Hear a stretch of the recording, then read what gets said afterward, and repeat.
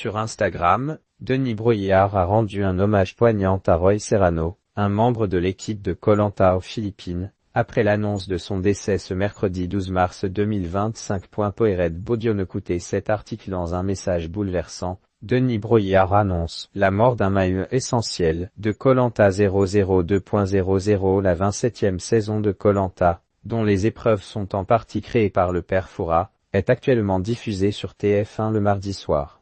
C'est l'occasion de retrouver des candidats plus différents les uns que les autres dans cette saison nommée Koh Lanta, la revanche des 4 terres. Ce mardi 11 mars 2025, Alan, le candidat nordiste, a quitté ses camarades de l'aventure après s'être blessé à l'épaule la semaine précédente durant l'épreuve d'immunité. Le lendemain de la diffusion, une bien triste nouvelle a été dévoilée. Roy Serrano, un membre de l'équipe de l'émission aux Philippines, est, en effet, décédé. L'animateur du jeu de survie, Denis Brogniart, lui a rendu un hommage bouleversant sur Instagram.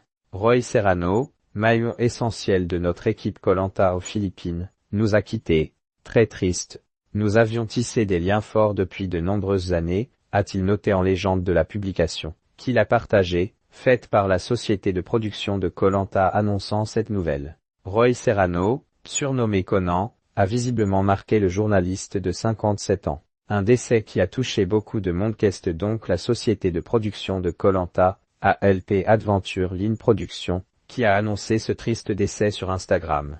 Elle a tenu à saluer la mémoire de Roy Serrano dans un message, lui aussi, très émouvant. C'est avec une profonde tristesse que nous apprenons le décès de Roy Serrano, dit Conan, des suites d'une maladie, a-t-elle indiqué en légende d'un cliché de l'homme, avant d'ajouter, Roy était un de nos proches collaborateurs philippins. Nous présentons nos plus sincères condoléances à sa famille, ses proches et amis. Repose en paix, Conan.